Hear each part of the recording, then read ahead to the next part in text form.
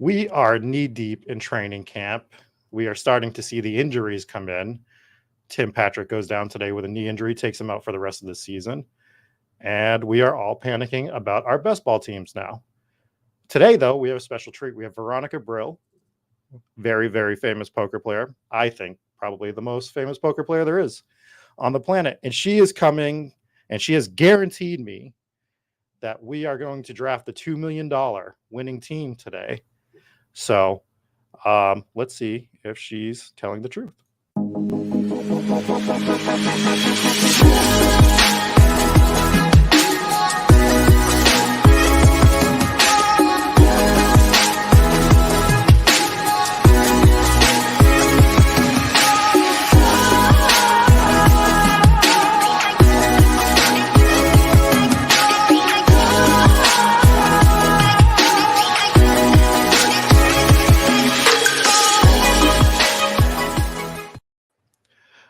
Welcome, Veronica. Thanks for joining us on the Spike Week Football Show. So I heard that intro, and that's not what I was told when I agreed to this. You guaranteed me $2 million. Yeah, I feel like my mother. I warranty you number one. Okay, we do number one pick today. I warranty you $2 million. There was no such promise for your viewers. I just would like to let the record show that I don't want to be in debt for $2 million today if we do not pick the correct draft. Well, the good thing for you is we won't know until I think January 1st or 2nd if it's the $2 million team. Perfect. So I'll change my address by then. The chat will forget by then. Exactly. So we were talking just a few minutes before the show, and you told me that most Canadians grow up Raiders fans, and I'm curious as to why that is. Why the Raiders?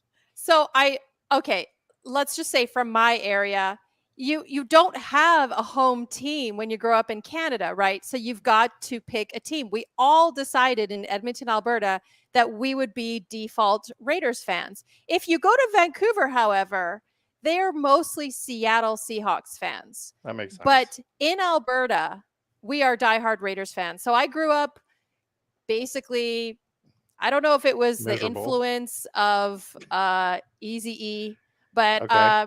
Yes, because he did influence Edmonton, Alberta. No, but like we were all Raiders fans from like high school. I remember wearing Raiders gear. Big statues for Eazy-E out in Edmonton, Alberta. Ice Cube. Look, I got into Eazy-E and Too Short in Canada. Someone introduced them to me, and like all my crew in my high school class, we were all listening to West Coast hip hop. So yeah, hell yeah, we got an Eazy-E statue at Edmonton, Alberta. It actually works out for the lifestyle of a poker player, right? The whole Eazy-E woke up late at about noon, like just exactly. Works out perfectly. So that all makes sense. Yeah, Raiders, tough team to follow. Hey, but we have a good stadium now. You know, you guys actually do have one of the coolest stadiums, and they moved to Las Vegas, which I know you're there at least for the WSOP every year at this point.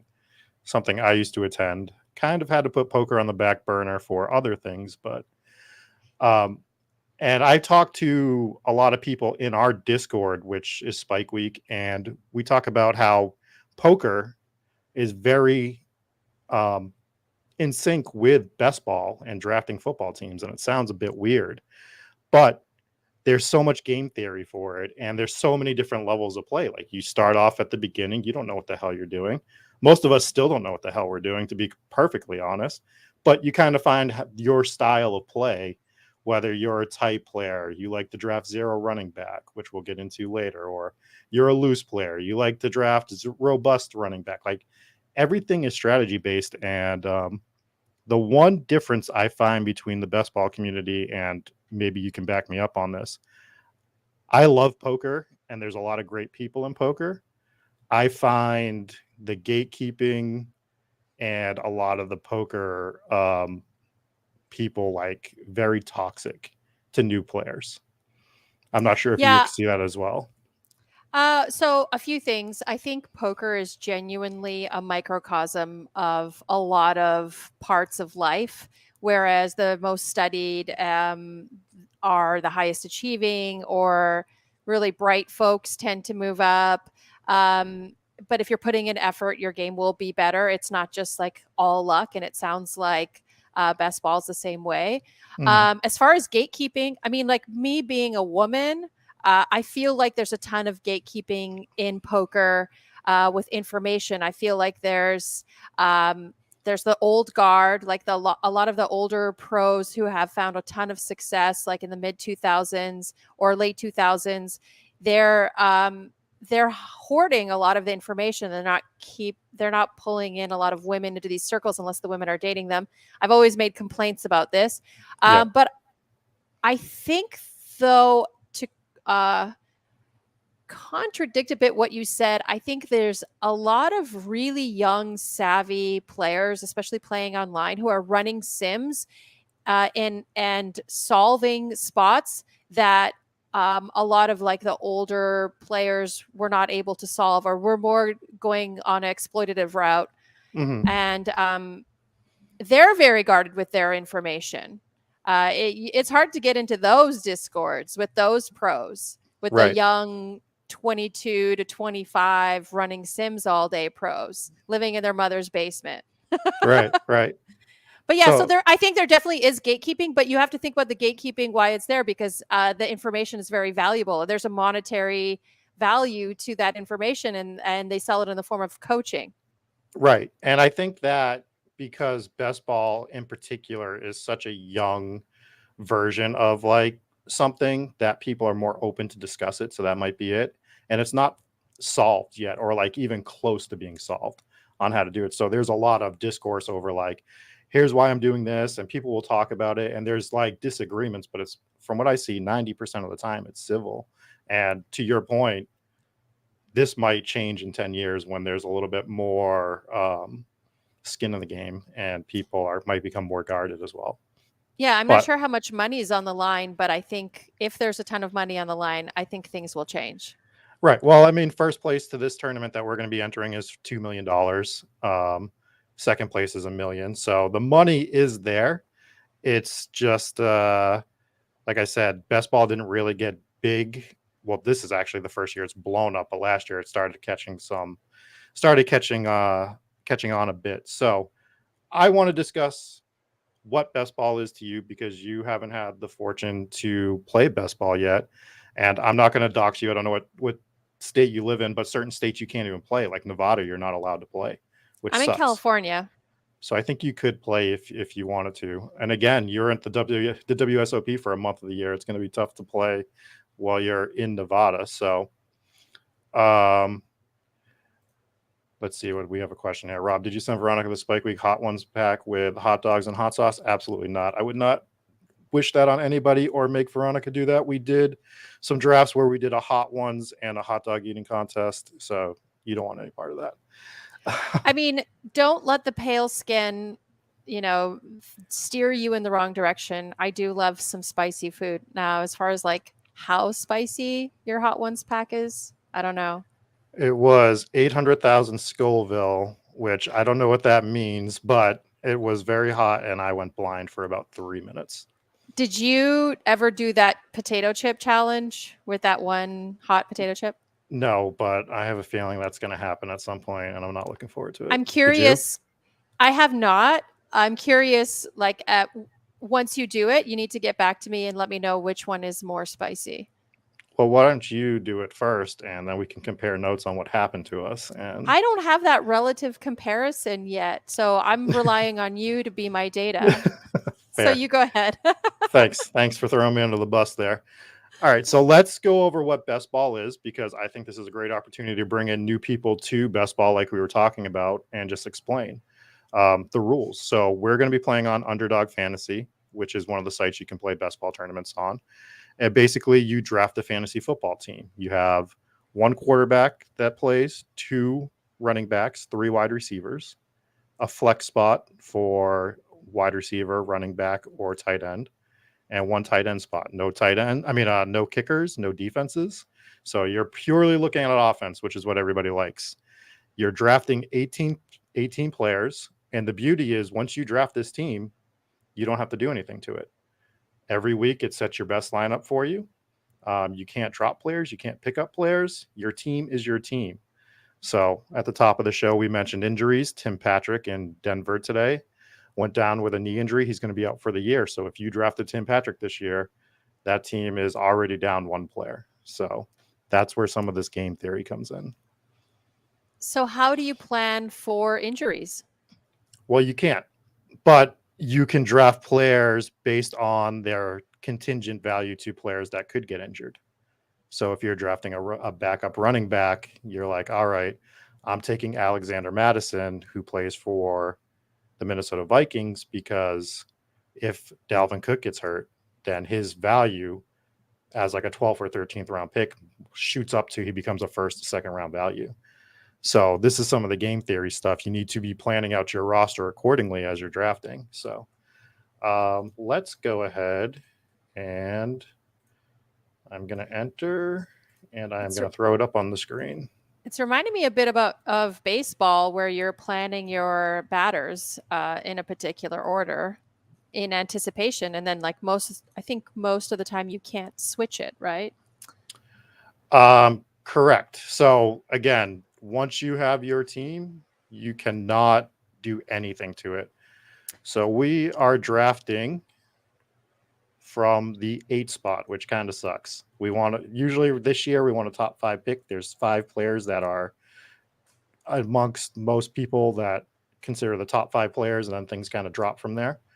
So we'll have to see where we get here. And we're going to be showing off. Do you see how like we have like just the basic players here listed? There's nothing next to their name. So we're going to do much like poker. We're going to apply our Spike Week overlay, which gives us a huge edge. Maybe if it pops up for me. Some real-time solving. There it is. So as you can see, this is not on most people's screens when they're drafting.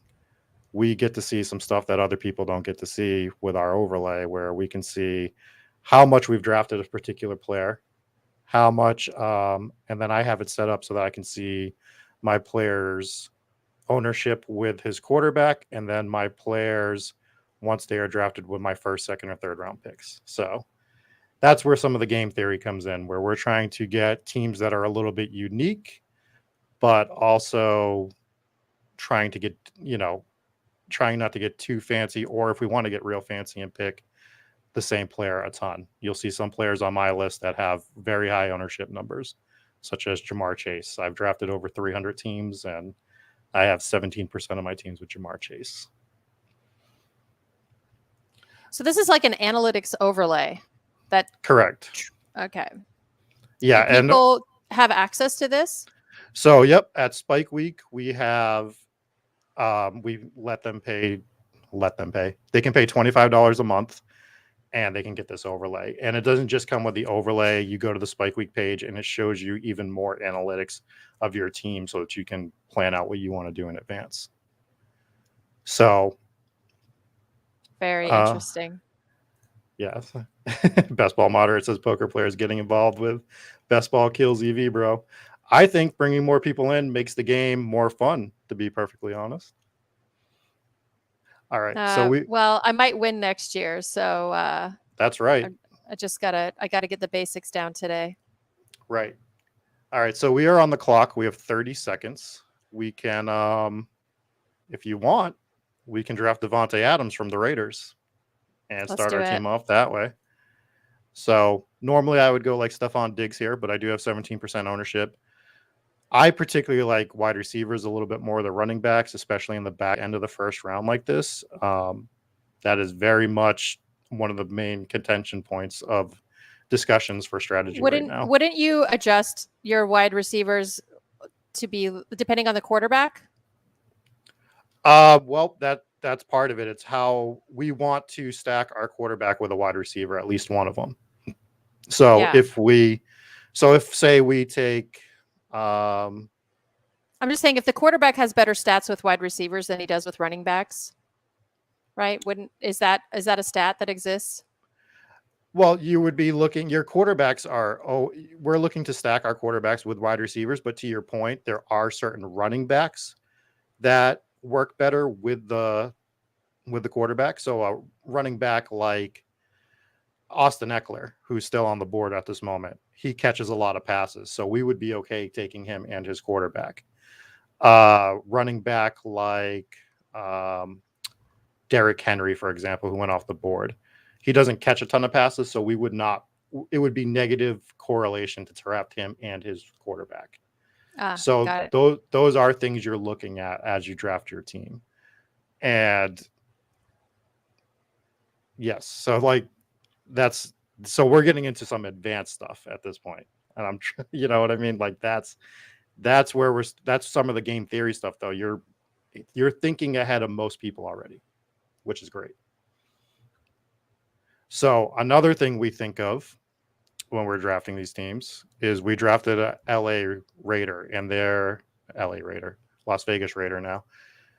We're looking at week 17 matchups because when we play this, when we get to week 17 is the last week of the tournament, right? And we are trying to win all the money. So we think that people that are playing each other, a positive correlation. I would have said we should draft Deebo Samuel, but he gets drafted before us. Some other stuff, we are at the 17th pick. We can see that Najee Harris, not a favorite of mine, but usually he's the 10th pick off the board. So we get value by drafting him here, unless someone else is standing out to you right now that you'd like to draft. No, I'm going to go with what you want. Feel free to throw things out there. I'm all about getting different. And then we can talk about the picks that we want to do here. Najee's not a guy I normally draft, but like when he drops that much further down the line than he normally goes, it makes our team a bit more unique as well, because now we've drafted two guys that normally go in the first round. So not a lot of people are going to have that. So you can see some of our numbers starting to fill in here now. So like Mike Evans, our first pick was Devontae Adams. So 13% of the time I have Mike Evans and Devontae Adams. And then our second pick was Najee Harris. So 14% of the time that I have Najee Harris, I have Mike Evans. So it allows me not to just keep drafting the same team over and over and over again. Got it. Is some of this making sense? I know it's kind of like... It is. It's making sense. I'm just curious, like, if you're drafting, I guess you can't see at this point if you've drafted someone who's not, the numbers don't work well, but because all of your teams are being drafted right now. Right. You know what I mean? If they didn't do well in a previous draft, you're not going to see it right now because this is all happening now. Right. We're drafting all our teams before the season starts. So that's part of the risk factor, right? And we don't. Do you take in any consideration to previous year's data, like more than last year? Absolutely. You're looking at last year's data. So you're looking, when you're really getting into the weeds, you're looking at players that have more opportunities to touch the football, just for starters. So you want running backs that are going to get more carries than players from other teams. So like Derrick Henry, for example, he's going to get more carries than most players because most players are splitting backfields. So where he gets the ball most of the time, other teams might be splitting that workload. So you're looking at stuff like that. When you see QB1 and running back, I'm assuming RB is running back 15. That's the place of their draft, that they're like, the QB1 is like your quarterback. That's a first round draft pick, right? Yes, exactly. Good call. Okay. That's perfect. Yeah. So Josh Allen is normally the first quarterback off the board. Kyle Pitts is normally the third tight end. James Conner is usually 15. Okay, got it. Let's grab Josh Allen as we were talking through that. But that's a great point to bring up that I didn't even think to, where as you're drafting, you can see what they're normally drafted at their position. And if you look over here, you can see their normal spot being drafted in the draft itself. So Kyle Pitts is a tight end 3. He's usually the third tight end off the board. But you saw that he had a 33 ADP, which is, his average draft position. Whereas like the 16th wide receiver is right around the same ADP. So it's just showing you that running backs and wide receivers are being drafted more frequently beforehand, which gets you to positional things like tight end, where the top tight ends are considered more valuable than, you know, way more valuable, because to the point you were making, that position itself, just the volume of work is so low in general that when you have guys that get like elite production, they go way higher than guys that are a little bit further down the list. So just to clarify for me, you picked one player, then everyone else starts picking, and then it goes back to you whenever everyone else is done. We all go one at a time. Yep, it works like, it's called the snake draft. So it just goes from 1 to 12, and then that order reverses for the next round, and then it keeps reversing back. So we are under no obligation to draft a quarterback on our very first pick. We can pick whatever at any time. Whatever we want. Some people don't draft a quarterback until the 12th, 13th round, depending on the type of build they're going for. Now, we've already drafted Josh Allen at quarterback, who is ranked the number 1 quarterback. So we're going to want more than one quarterback because of, you know, just the way that he's not going to be the top scoring guy all the time. Yeah, so they're very sensitive. They get injured a lot. They can get injured, that's for sure, and then you're screwed. So if we're looking at our list right now, you can see that Jalen Waddle is the top wide receiver. But if you look at Gabe Davis, his name's highlighting in yellow. That's because we have drafted his quarterback. So that bumps up what we want, and that's part of our overlay. So that tells us that gives a little bit of a bump to that player for us, because we want one of our quarterbacks wide receivers. Yes. Because if Josh Allen does well, that means that Gabe Davis is probably doing well, to the point you were making earlier. So they are positively correlated. Where, you know, if Gabe Davis scores a touchdown, he gets 6 points for it. But if Josh Allen throws a touchdown, he gets 4 points for that. So we have them both. Josh Allen throws Gabe Davis a touchdown. That's 10 points for us right there. So right. Is that the same? I guess it's for all the offense, running back too, right? Right. But the running back can just get a handoff and score. So that doesn't count as a pass. So if he scores 6 on a handoff, your quarterback's not getting the 4 unless he throws it to him. Oh, that's good to know. Right. So that's why you're not always, some running backs catch a lot of passes, some don't. So those are the things you want to know about these players as you go into it. And with the quarterback position that we brought up, Josh Allen runs the ball a lot. So you get more points for rushing yards than you do passing yards. So now we have a quarterback that does both. He gets elite production over a quarterback like Tom Brady, who I love Tom Brady to death, but he never runs. So he's never going to have that rushing upside. So that's why you'll see him go way further down the line. So total different strategy in putting together a team here. That's quite interesting. So the rushing yards, explain to me how they're worth more than passing yards. So 1 rushing yard is worth 0.1 point. So every 10 rushing yards is worth 1 point. So if a guy runs for 10 yards, he gets 1 point. Passing yards is 0.04 per passing yard, because they're easier to get, right? So like you throw the football 10 yards, it's a lot easier to do than a guy running for 10 yards. Which is why you'd want one of your wide receivers to be paired up with your quarterback so you get that double points.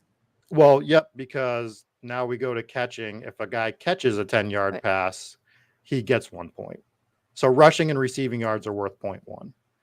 Passing yards are the ones that are scaled down a bit, because otherwise your quarterback's value would just be through the roof, because they're throwing for 300 yards, 200 to 300 yards a game, where running or catching for 100 yards is like considered really good.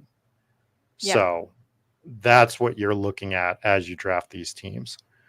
So in our draft, you can see that the quarterbacks aren't going off the board. People tend to push quarterbacks sometimes. I do not like to do that. I personally like elite quarterbacks. You can see I have 40% ownership to Patrick Mahomes, which is a crazy number. So what I think we need to do is I think we need to grab another wide receiver right now. Let's do it. I'm all about the wide receivers. Perfect. So we could grab Darnell Mooney. We see that he plays Buffalo in week 16. I just personally do not like that Chicago offense. So I think we're going to grab Amon-Ra St. Brown. He plays for Detroit. He had a great back end of the season last year. Still a really risky guy to take, but I think he's just someone I've been targeting a little more lately. We like the high variance lifestyle here, us ex-poker players. Well, to your point, high variance is huge in this because you're trying to win a tournament that's like the main event, right? Yeah, like you don't want to min cash this. You want the $2 million. Perfect. Like, so you're after my own heart with that because a lot of people are drafting. I got into an discussion with a guy who said that we should have 8% exposure to all players, which would make you just balanced across your entire portfolio. And I'm like, no, I want to take stands on players because I want that chance of winning the tournament. I don't care about min cashing. Does nothing for us. Min cashing, you can draft 150 teams. That's how many you're allowed to draft for the tournament. And then you're cut off. So of that 150, I want the best chance of winning the tournament. What's the buy-in for this? This is $25 per team. Oh wow, that's not bad. Well, to potentially win $2 million? Right. Sign me up. So we'll make our next pick and we'll kind of explain the tournament, but there are cheaper buy-ins too. They just released the Puppy 3, and I think first place for that is $200,000, if I remember correctly, and that buy-in's only $5 per team. So that's very nice. It's very affordable. It's a nice entry point for people that are getting their feet under them. So for me right now, I would keep pounding wide receiver. You can start 3 wide receivers and a flex spot. So if we have some of the best wide receivers in the game, then we are rotating that heavily. And as we can see, I really like Devonta Smith. I have 28% exposure to him right now. And then I do have heavy ownership with all the other players we've drafted. But when you have 28%, it's going to kind of work out that way. So these tournaments, the way they go is you're in a room with 12 people right now, right? And weeks 1 through 14 of the NFL season, you are playing with these other 11 people that whole time. And at that point, the top 2 advance to week 15 with a field of the other people. From that point on, it's a single elimination week every week. And you can't, again, adjust your players. Like you're stuck with what you have. Nope. That's the beauty of it. You have your team, and the Underdog site sets your best team every week, which is great too, because a lot of people in like season long stuff, they'll draft Josh Allen like we did, and they'll draft like say Derek Carr from the Raiders. Well, they're going to start Josh Allen every week because he's Josh Allen. But some weeks Derek Carr is going to have a higher score. So if we have both of those in best ball, it's going to put our best score in there. We don't have to worry about that. We don't have to be like, damn, if I had just started Derek Carr this week, I would have, scored 10 more points or whatever. So what's the fun for you if you're doing all this drafting and everything now and you can't do anything after? What's the fun for you? Sweating it? Well, you get to sweat it, and you get to drafting is some of the most fun you can do in fantasy football, right? Like that's what people love to do. They love to draft. I've already drafted about 300 teams. Sorry if you guys are picking that up. Is someone dying in your house? My dog has kennel cough, and it's sad, but he's fine. He's fine. He's a little sick. Is it something they get when they go to a kennel because other dogs get them sick? That's generally how they get it. And my dog does go to daycare, but weirdly enough, he hasn't gone in 2 weeks and he still managed to get it because he's very lucky and he just manages to get everything that everybody has. Oh, he's sensitive. He's very sensitive, but he's the best. You might see him pop in behind me in a second or so. So are we getting another wide receiver, I see? So for me, I would be grabbing another wide out. Something we can be looking at. It was brought up in the chat from Best Ball Moderate. He says you need some 49ers, week 17 versus the Raiders. So I don't disagree with him. We can be looking at taking, if we wanted to do that, it would be a little early, but I'm not opposed to it. We could take Brandon Ayuk from San Francisco. They play Las Vegas in week 17. So that gives us a week 17 game stack where we have Devontae Adams playing against Brandon Ayuk. So if it's a high scoring game in week 17, then we have a piece from each of that game where they're just going back and forth. So they're positively correlated, basically. So, and as we'll take him, and as you see, Las Vegas lights up in green here because it shows us our week 17 and 17 matchup. And that's part of our overlay as well. Normally, you would just be seeing Brandon Ayuk right there. So you can see on our overlay the teams that they play in week 16 and week 17. And names will light up in green as well to let you know that you have a correlated player in your lineup already. So that's another. And that's only available in the overlay, folks, right? Right. $25 a month gets you the overlay. And gets you the 2 million. And get you the 2 million. It's honestly changed the way I've drafted because we launched this about a month ago. So I was drafting without the overlay and then just looking at some of my exposures after the fact. But being able to see it in real time, it's almost not fair to other people that are drafting, right? It's like someone being able to pull up a poker chart or a solver at the RTA, WSOP. Real-time assistance. Yeah. Right. And no one else has it. Like it's almost not fair. But theoretically it is because everybody has access to it. Well, they can have it, right? Yeah. Right. Everybody has access to it. So right now, actually, we'll go over our team after our next essentially, if you don't have it, you're raw dogging life, guys. So go out and get it. Yes, exactly. So what is your, as we get to our next pick, I know it's probably a little overwhelming for the first draft, especially with the 30 seconds per pick. What is your thoughts so far?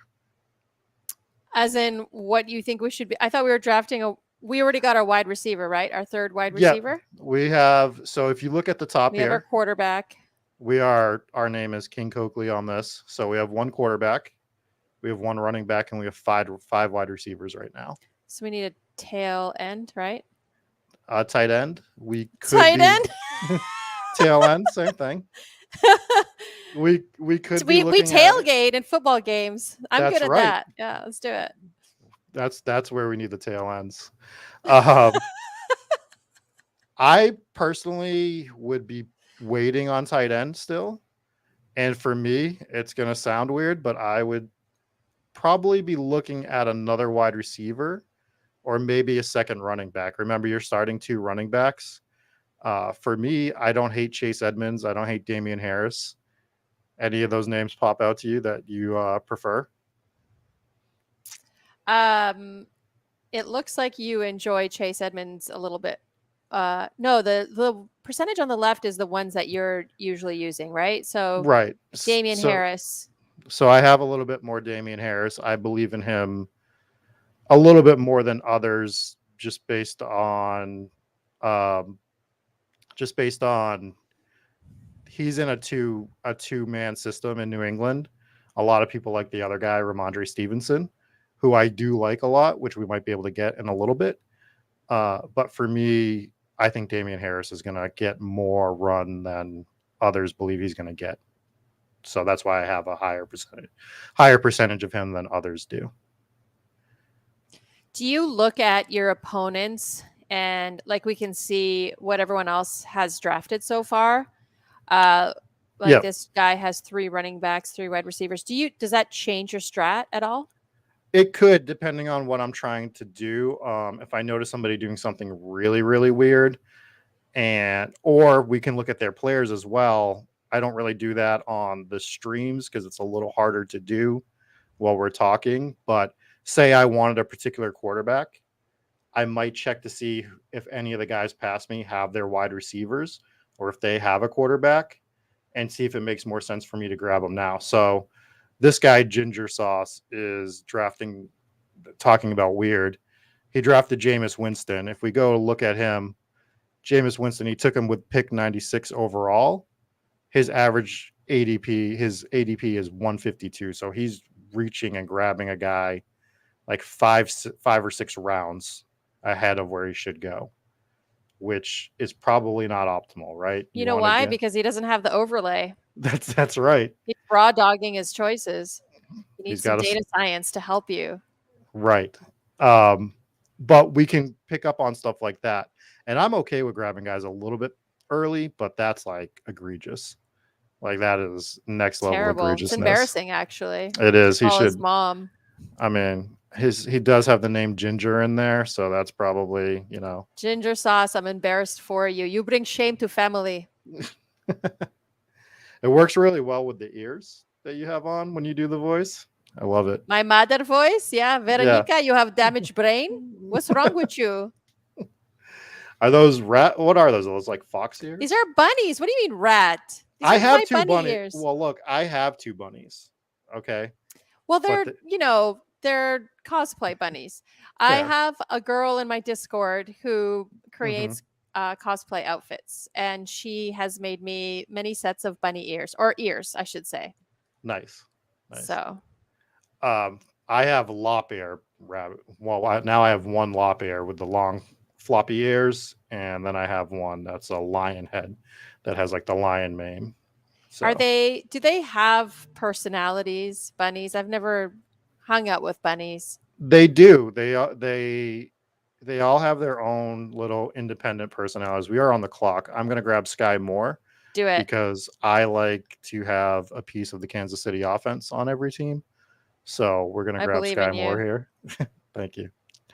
You remember, you promised me $2 million here. Yes. I'll write you a check for it. Thank you.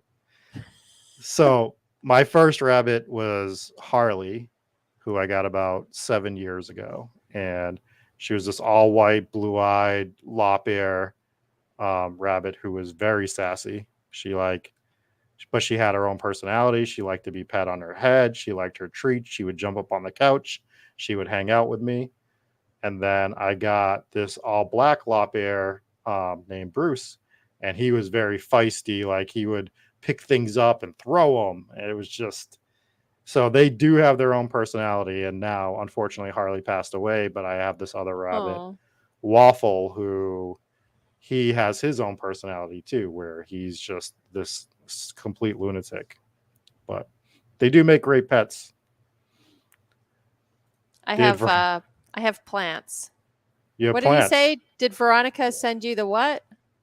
Did Veronica send you $12.50 for 50% equity? Yes, she did. She sent it to me on Monday night. We will be sharing the good fortune.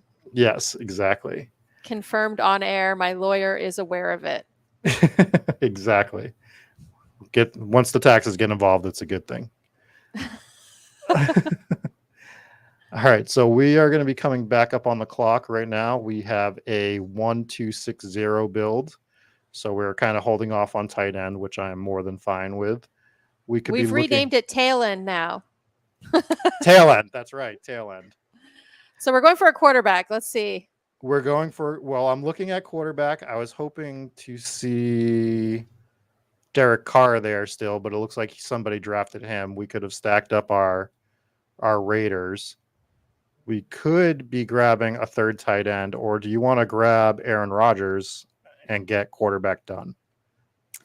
I like Aaron Rodgers. Let's grab him. And you don't use him very much. Why is that? So based on the way I build my teams, he's kind of in a range that I normally don't grab a quarterback, my second quarterback. What's that range? What do you mean? So I usually grab an elite quarterback, which is when you grab a quarterback between rounds 3 and 6, we'd say. And at that point, that quarterback, you've invested so much draft capital in him, like we did with Josh Allen, that for me, my second quarterback at that point, I'm usually taking the 13th or 14th round because I'm usually trying to get a lot of wide receivers and running backs to fill out those spots. Because again, you're starting 2 running backs, you're starting 3 wide receivers, plus you have that flex spot. So I'm trying to get a high volume of really good guys at those positions. Now, I like taking Rodgers here to mix it up a bit, though. So you have no say in your flex spot? Nope, it'll put in your best player. So if we're going to draft probably 2 or 3 tight ends, if 2 of our tight ends are our top 2 scoring players, it'll put one of them in the flex spot. Not likely to happen, but it could happen, right? You could have 2 tight ends go and score 3 touchdowns. It would be very nice for us if that were to occur. But yeah, so your flex spot is usually, though, going to be a running back or a wide receiver. So that's why we're trying to just load up on wide receiver, get a really good portfolio of those players. And again, we're trying to score the most points we can, especially in week 17. It's starting to come together a little bit. It takes a while to really, I think it reduces the complexity and makes it manageable for recreational football fans, that you're only drafting offense. You're not having to deal with like an entire massive team. Right. You're just drafting the fun part of football, which is offense. You don't have to worry about defenses. Like even a lot of home leagues, you don't pick defensive players, but you'll pick an entire defense. Like best ball has gotten rid of that. And usually you have to pick a kicker, and kickers suck. Nobody wants to deal with kickers. So it reduces all that. How do other fantasy football leagues give points for defense? That's a great question. As someone who still manages a home league that has defenses, I have to look at the defensive scoring every year, and I'm like, I still don't understand this completely. But it's basically if points are scored against them, the more and more points, they start with 10 points, right? And then as points are scored against them, they lose points for that.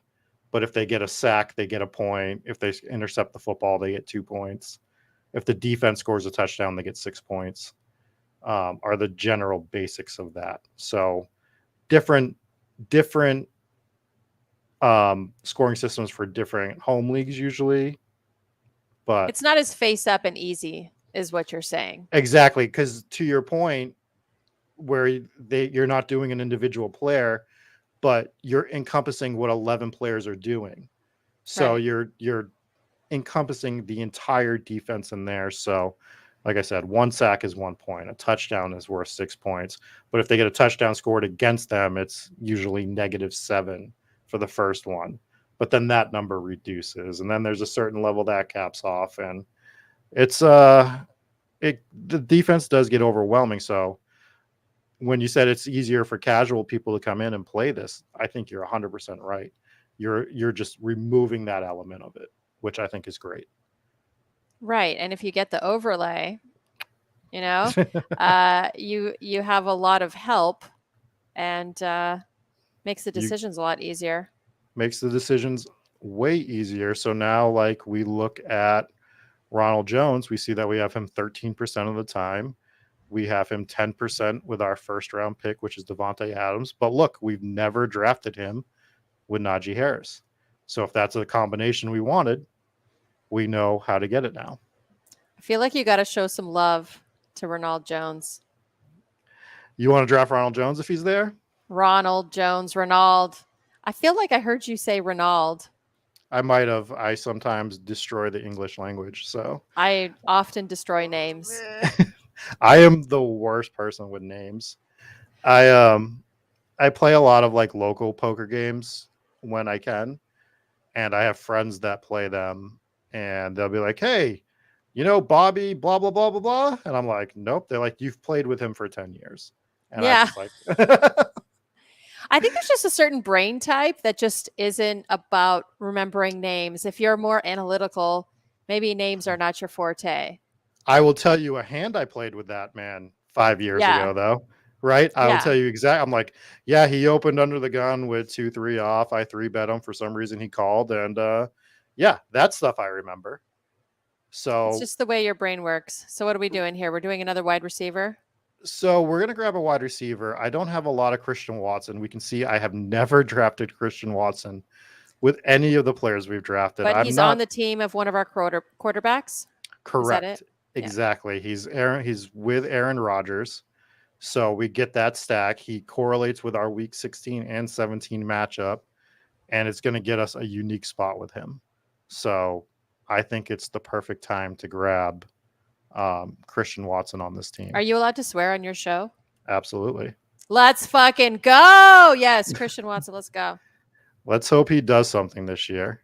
He will. I warranty you. Best Ball Moderate says we need an accountant to win Best Ball Mania to take Best Ball to moneymaker levels.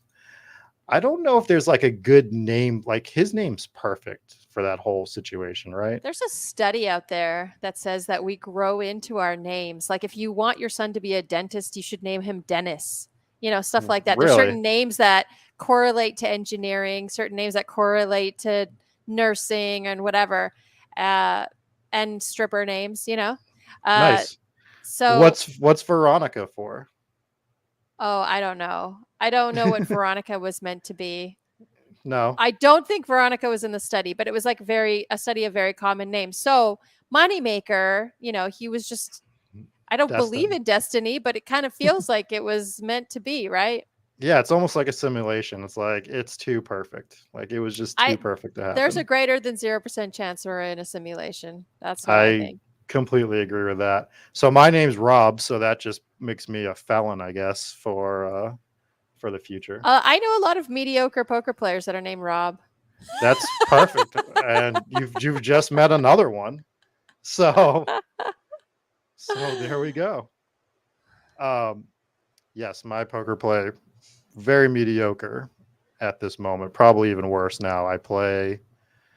I am like relegated to just playing my home league once a month at this point, which I am winning though. And we send that person to the main event. So perhaps next year. That's always a good win. Do you guys do a point system?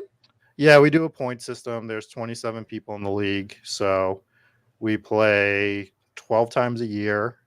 And within that 12 times, you get 2 points drops. So your top 10 scores get accumulated for that. So nice. We've played 7 tournaments so far, and I've won 2 of those 7. So I think if I win one more, I'll be pretty close to not completely sealing it up, but we're getting there. We're getting close. I have a big lead at the moment. So hopefully, because I have not played the main. It is a bucket list item for me. It's embarrassingly enough, I never play the main. I always play a lot of side events, the Millionaire Maker, the Colossus, the ladies event, and then a bunch of like $1,500 events. PLO 8, some of my favorites. We're doing running back now. Yeah, yes. I'm going to grab us Kenneth Gainwell here. I want to up my ownership to him, and we can see that there's certain players on our team that we haven't even taken him with yet. So again, let's get a unique roster. Let's grab Gainwell here. Let's fucking go. Gainwell. We'd normally be looking at Tim Patrick. Unfortunately, he tore his ACL at practice today, so he will be out for the rest of the year. So those are other things you need to be cognizant of. Can you do something crazy like just pick all wide receivers? You have to have at least 1 quarterback and 2 running backs. You have to be able to field a team. So you could do 1 quarterback, 2 running backs, 1 tight end. So then you would have 14 wide receivers. There are strategies out there where people will take just 1 quarterback or 1 tight end. They'll just take 1 elite player at that position. The YOLO strategy? Basically, I don't hate it completely. I just think that you're limiting your upside a bit by not having a second player. Because usually I only want 2 quarterbacks, maybe 3, depending on where I draft my first one. Same with the tight end position. They're called like the 1Z position because you're technically only starting one of those positions. So again, you do not want as many of those. And as particularly with quarterback, you can't put them in your flex spot. They're not allowed to play. That was going to be my next question. Right. There are leagues called Superflex where you can play 2 quarterbacks, and that changes everything. It changes the way you draft and everything about it. So they're fun, but the standard is you can only play one quarterback no matter what. Is the variance a little higher in those leagues? I'm curious what the differences would be if you could accumulate points with multiple quarterbacks. So the variance is, I don't know if it's higher, but the strategy changes where you will see, you didn't see it. We took the first quarterback, right, in this draft, and we took him in like the 3rd or 4th round. And when you go to the Superflex league, every quarterback gets taken basically in right the first away. 4 rounds. Yeah, like they are just swallowed up because they produce more points than every other position.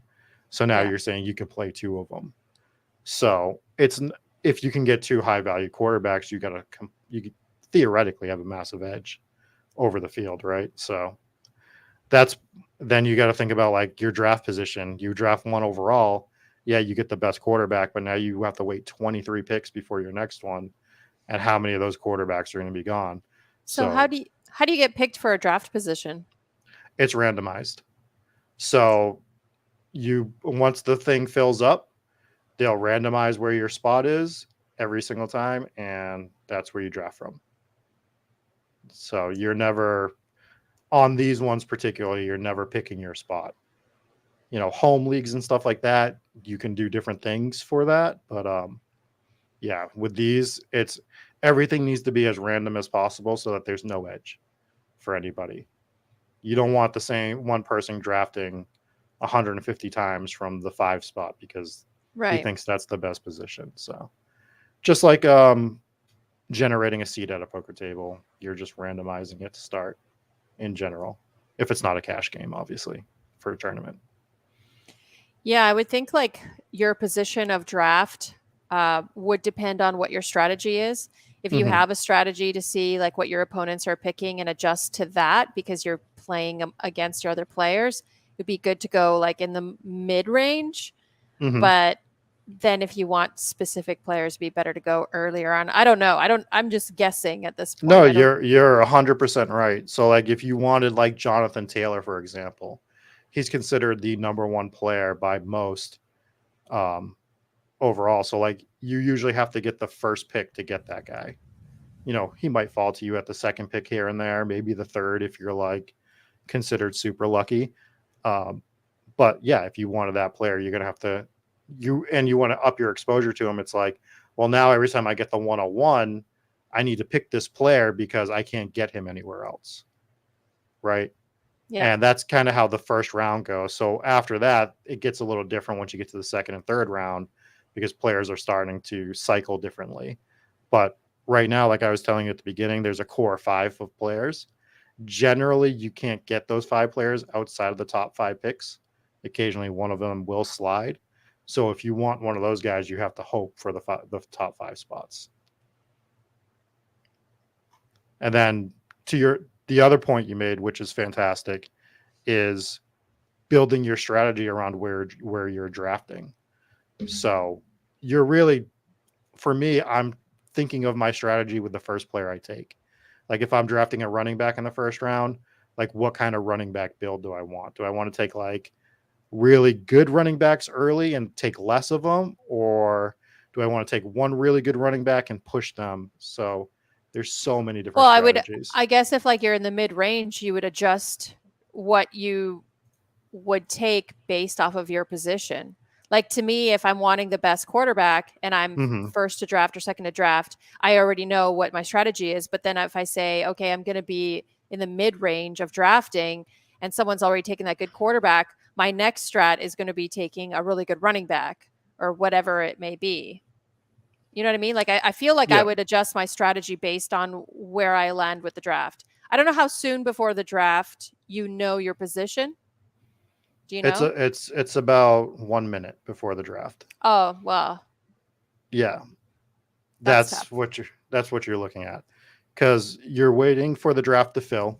We were lucky. Our draft filled as soon as we signed in. Sometimes you have to wait a few minutes, but you wait for that draft to fill. It'll auto-generate your position, and then it'll give you a 60-second countdown. I think you should be cognizant of how you want to build based on where you're drafting from. but you have to take into account that the other players might not do what they're typically supposed to do, because that happens, so you have to adjust to the players around you. Just like poker, you have to know what you can look. You brought it up earlier, looking at what your opponents are building. Does it adjust your strategy? And it can, absolutely, if you're noticing a guy doing something different. But you really don't know what kind of build you're going for until maybe the third or fourth round, I would say. Typically, you could be cognizant of what you want to do, and maybe that does tie break some of the players you're taking. But for me, I'm just taking player combos a lot of time for myself. I know a lot of people aren't doing that, but I'm like, well, if I have this guy, how often do I have him with this guy? Maybe I want to get that player combo. And then I'm trying to adjust, which is probably not something that everyone else is doing, to be perfectly honest. Something because I think they don't have the $25 a month overlay. Exactly. And you cannot see those combos without an overlay. Like, not to just sell our product here, but yeah, like that's been the main thing over the last 3 weeks that has changed the way I've drafted, is seeing my combinations with players. Did you just release this product? We released it about 3 or 4 weeks ago, maybe a little longer. My whole timeline is a bit fuzzy on that, but it's been about a month, I would say, that it's been out. And it's been getting upgraded every day, just about. Our development team has been adding stuff almost daily.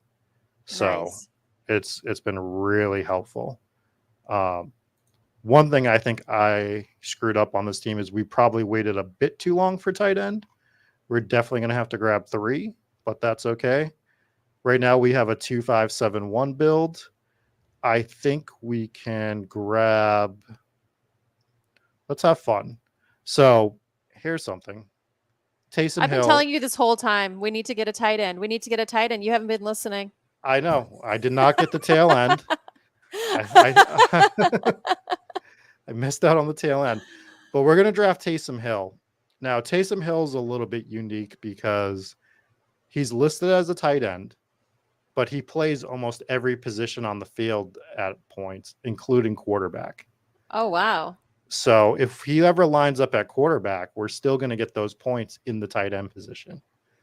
So okay. It's a really minuscule chance that it matters at all.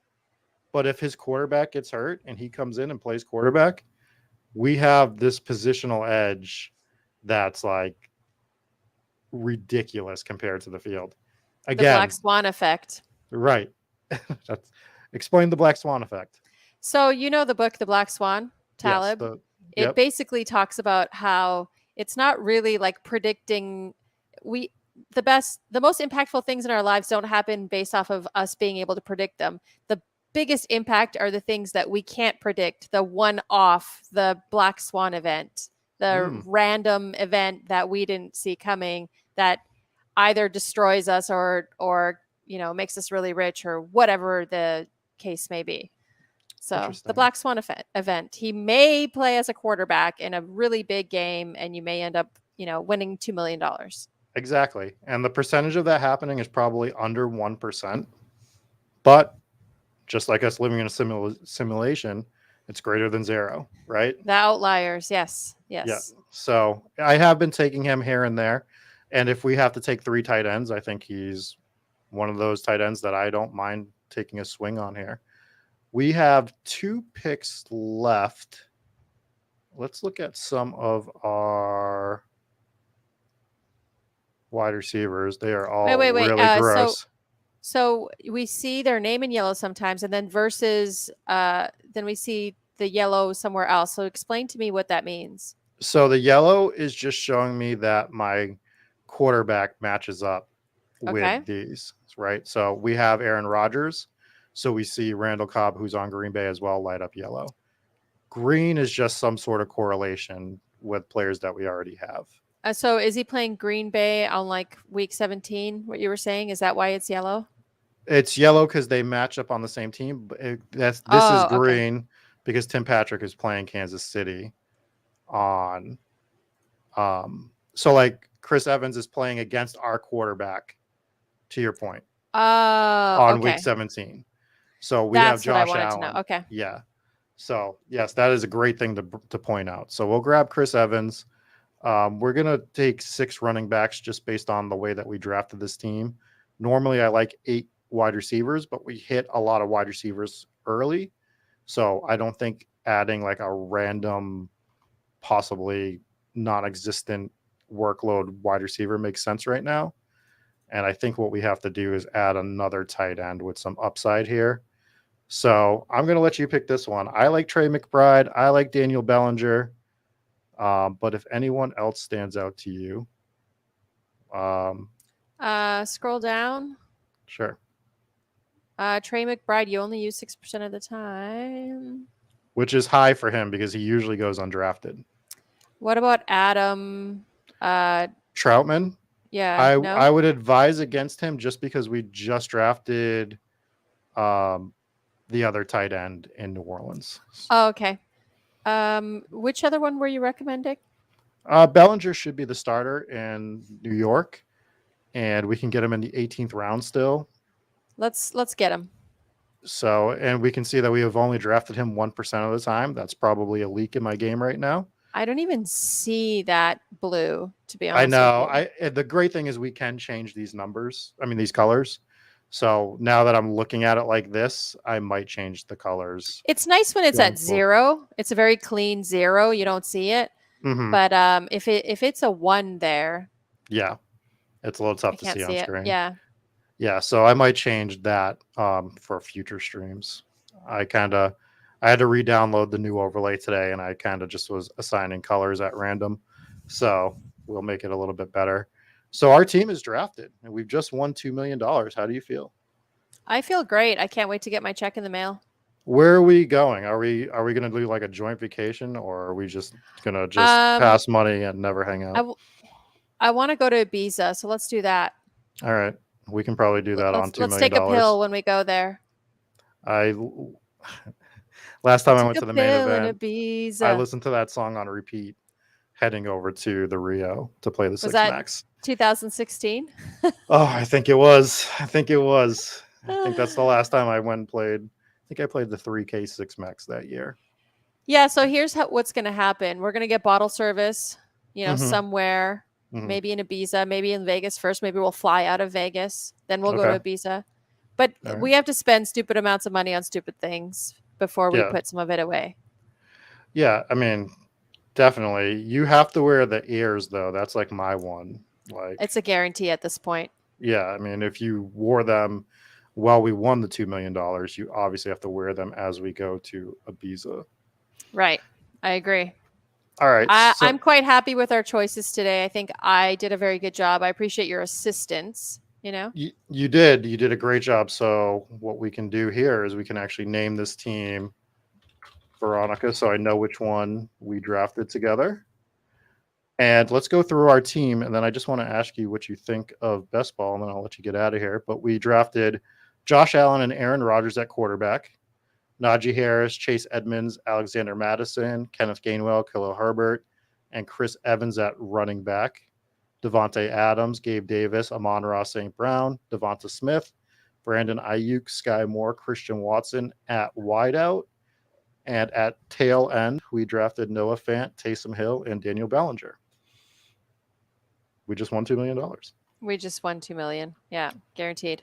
So what is your initial impression on best ball? Not just the overlay. Not just the overlay. People are asking if you're going to be in the best ball streets now. I might be in the best ball streets. So it's very user friendly. I really like the dashboard. That's, working in software myself. I think making data and information very streamlined and very good usability is a win for me. It kind of walks you through the whole process. So it's nice, easy to use. And I've learned a lot watching you go through this process, and I appreciate you talking me through it. Yeah, no, I think it's a great application, and it seems like a lot of fun, and it's cheap and easy, baby. You win $2 million for 25. Come on. Exactly. And like I said, if you were jumping in, they have the $5 contest where you can just kind of like get your feet wet a little bit. You're not spending a ton of money. So this site that we drafted on is called Underdog, who I think does have the best interface out of all the sites. DraftKings does have a version. Their interface is not the greatest, to be honest. They have a great contest. They have a $5 contest that you can win $1 million on, but the interface is really tough to navigate. Let me ask you, the prize pool, do they always hit their minimum? Do they ever get an overlay? So the Underdog one is going to hit. They're going to fill. And the DraftKings one is probably going to fill. There's a site called Drafters, which is a newer site. They are doing a $20 tournament.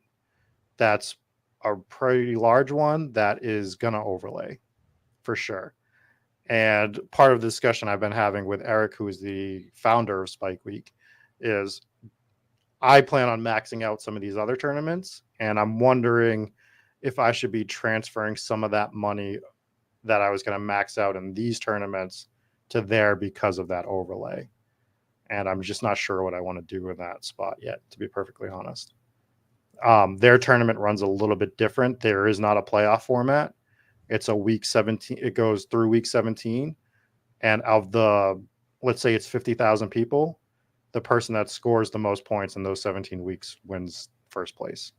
So it's nice because you're not thrown in, like you could have had the best team last year and then you had one bad week 16 and boom, you're out of the tournament. With that one, at least it's just cumulative scoring. So that's a nice little thing. That's a nice little wrinkle for them. It sounds to me, every description you give me of these things, it sounds so much like poker. It sounds like it parallels poker in a lot of ways. I think it is.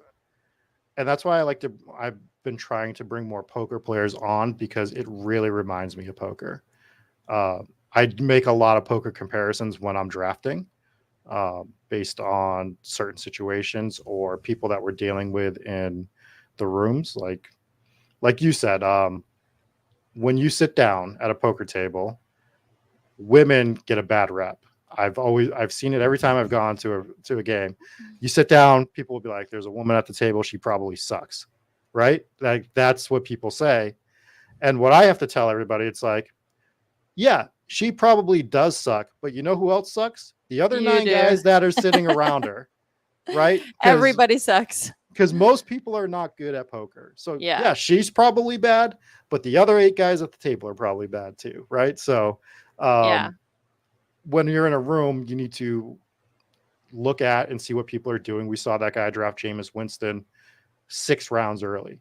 So now we know that, like, okay, we might get an edge just based off of that one guy.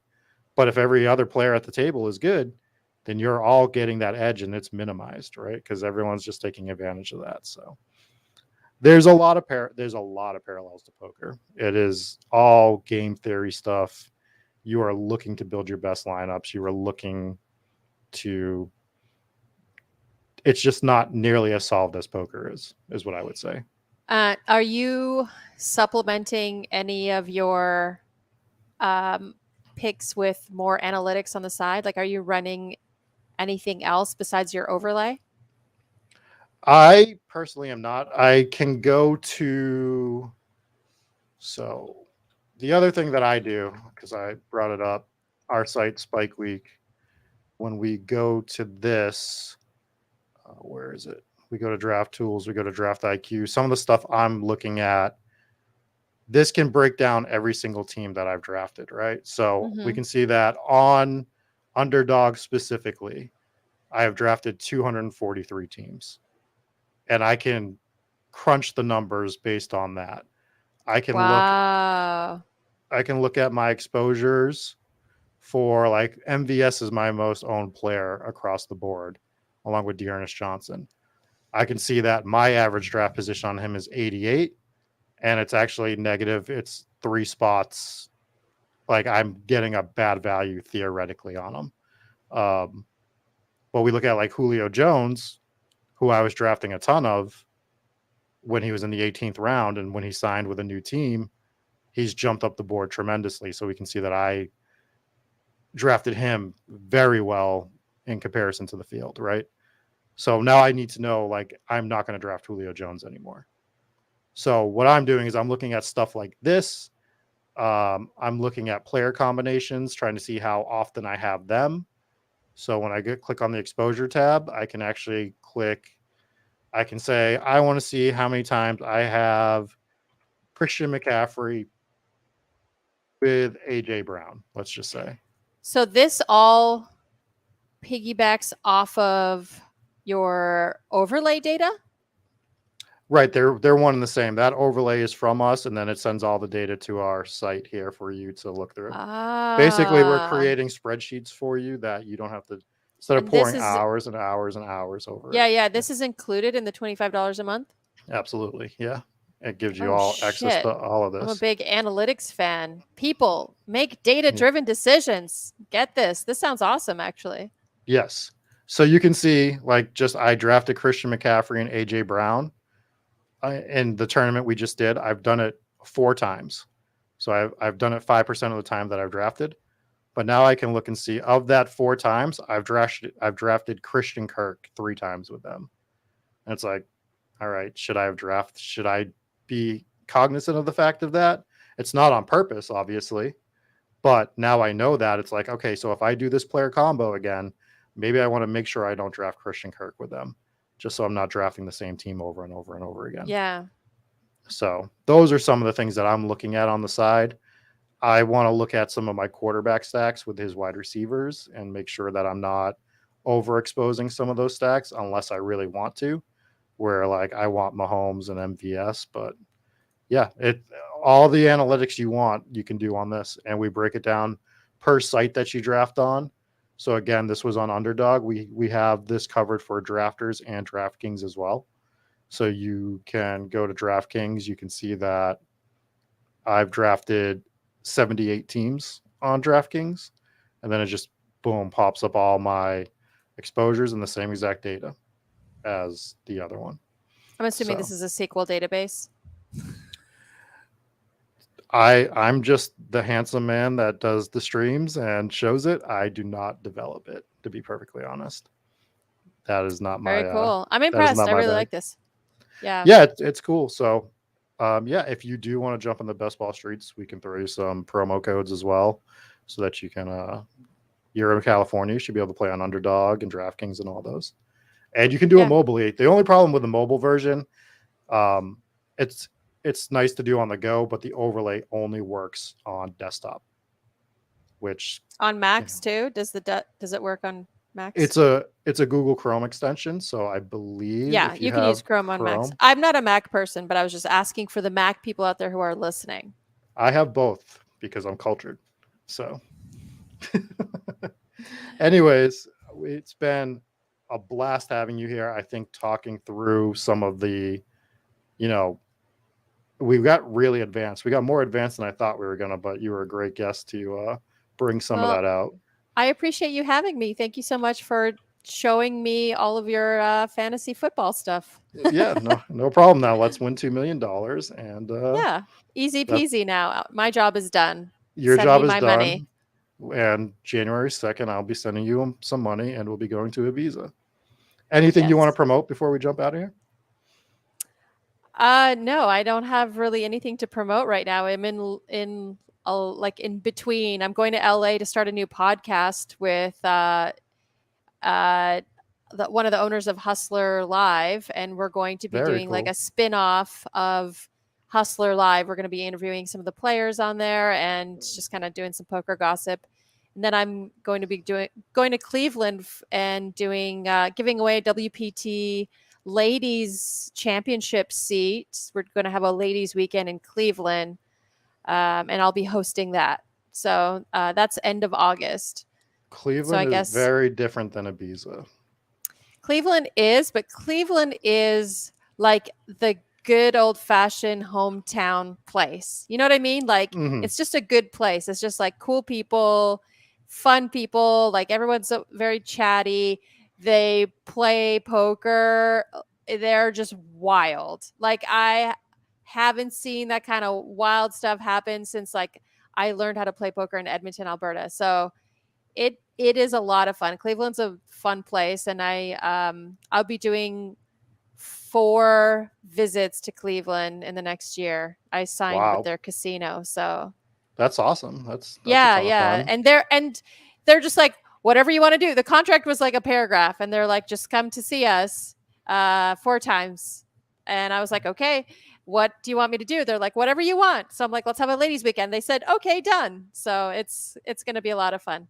And it sounds like stuff like that is going to help grow the game and, get more players in. And yeah, especially WPT wanting to promote ladies events and ladies in poker, and having a proper ladies championship event in December at the Wynn is like something we've been waiting for, because it kind of feels like the World Series of Poker Championship ladies event is like, it's a great event. It's my favorite event, but I think a lot of I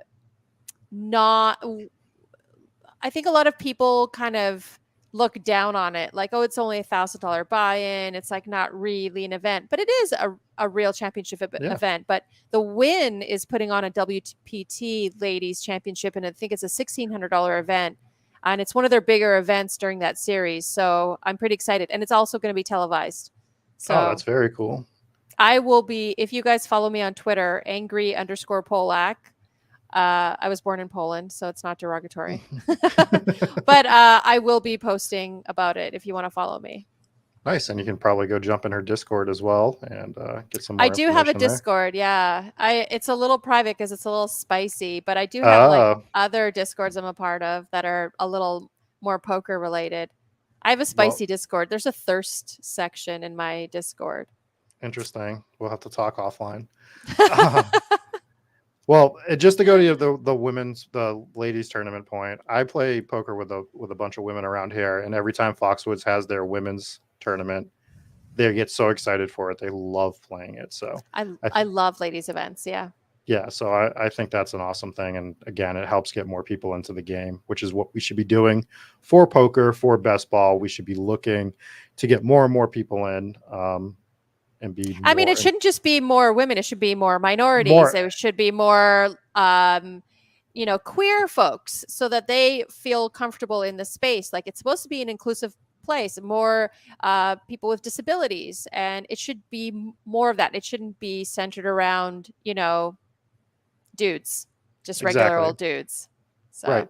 No, I completely agree. I do think the one thing that best ball does is I've never seen anybody not be inclusive in the platform. So that is what I do love about the best ball community. So you should jump in our Discord on Spike Week and join some of the chats. Send me the link and I'll join. Did I join your Discord? Send me the link. I'll join it if I haven't. Right. Sounds good. All right, guys. Thanks for joining us. We will catch you next week where we'll talk about more football stuff.